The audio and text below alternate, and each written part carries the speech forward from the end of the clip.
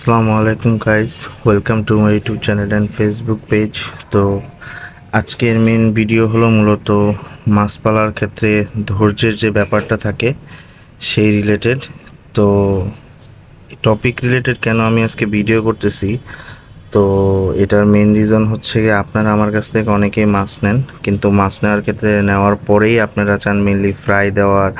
অনেকে মেসেজ করেন ভাই ফ্রাই দিচ্ছে না কেন, বা ভাই বাচ্চা পাইতেছি না, কি করব, আপনারা ধৈর্য হারা হয়ে যান। বাট মাছ পালার ক্ষেত্রে আসলে আপনাদেরকে সবচেয়ে বেশি যেটা প্রয়োজন সেটা হচ্ছে ধৈর্য।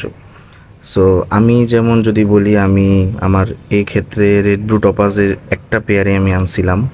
হ্যাঁ, আমি একটা পেয়ার আনছিলাম, একটা পেয়ার থেকে আমি পাঁচটা 4-5টা ফ্রাই পাইছিলাম। তো ওইগুলা দেখেন অলরেডি এখানে বড় হইতেছে। ঠিক আছে, এখানে প্রায় একটা মেল আসছে, এটা মেল, বাকি দুইটা ফিমেল আসছে। সো আমার কিন্তু সংখ্যার মধ্যে বাড়তেছে। প্রায় এই 4 থেকে 5টা পাওয়ার জন্য আমার প্রায় 1 থেকে 1.5 মাসের উপরে আমার ওয়েট করতে হয়েছে। আচ্ছা, তো এখন কি হয়েছে, আমার ধৈর্য ধরার ফলে আমি অলরেডি এখানে এটার কোয়ান্টিটি আস্তে আস্তে বাড়াইতে পারতেছি, এবং এই ফিমেলটা থেকেই আমি আরও অনেকগুলা ফ্রাই পাইছি। সো দেখেন এখানে হচ্ছে গিয়ে আমার রেড ব্লু টপাজেরই প্রায় অ্যারাউন্ড 10-15টার মতো ফ্রাই হবে। সো এক পেয়ার থেকে আস্তে আস্তে আস্তে আস্তে তো কোয়ান্টিটি যে বাড়াবো, এটার জন্য তো অবশ্যই এটা তো রাতারাতি সম্ভব হবে না। তো অবশ্যই ধৈর্য ধারণ করতে হবে। হ্যাঁ, সো আমি আপনারা যারা মানে মাছ আনলেই বলেন যে ভাইয়া ফ্রাই দেয় না কেন, ফ্রাই পাচ্ছি না কেন, সো ভাই আপনাদের ধৈর্য ধরতে হবে। ঠিক আছে, ধৈর্য যদি না ধরেন তাহলে ভাইয়া পসিবল হয় না। আমার দেখেন আমি মাত্র এক পেয়ার থেকে শুরু করছি। তো আস্তে আস্তে ধৈর্য প্রায় অ্যারাউন্ড আজকে রেড ব্লু টপাজ আমার কাছে প্রায় 2.5 মাস বা 3 মাসের মতো হবে। সো 3 মাসের মধ্যে আমি মোটামুটি এতটুকু কোয়ান্টিটির মধ্যে আনতে পারছি। সো আলহামদুলিল্লাহ, আরও কয়টা দিন গেলে আমার ইনশাল্লাহ এই পুরো ট্যাঙ্ক রেড ব্লু টপাজ দিয়ে ভরে যাবে। ঠিক আছে, সো এটা হচ্ছে ধৈর্যের ফল।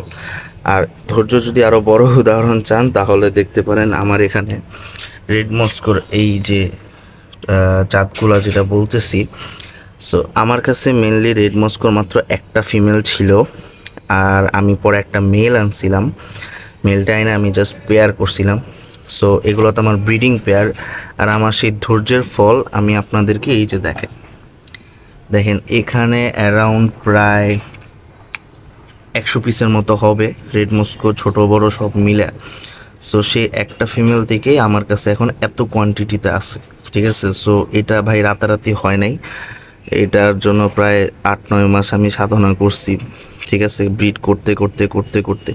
আর আপনারা বলতে পারেন ভাই এখানে এখানে আমার কোনো ইনব্রিডিং নাই, এখানে আমার প্রায় রেড মস্কো 2-3টা আলাদা স্ট্রেন ছিল, সেখান থেকে আস্তে আস্তে হয়েছে। সো যার কারণে আমার কোয়ালিটি আপনারা দেখতেই পারতেছেন। সো মাছ পালার ক্ষেত্রে ভাই আপনাদেরকে ধৈর্য রাখতে হবে। ঠিক আছে, ধৈর্য যদি না থাকে তাহলে আপনারা এই সেক্টরে কখনোই আগাইতে পারবেন না। তো এটাই হচ্ছে কি আজকের মেন ভিডিও মূলত। ধন্যবাদ।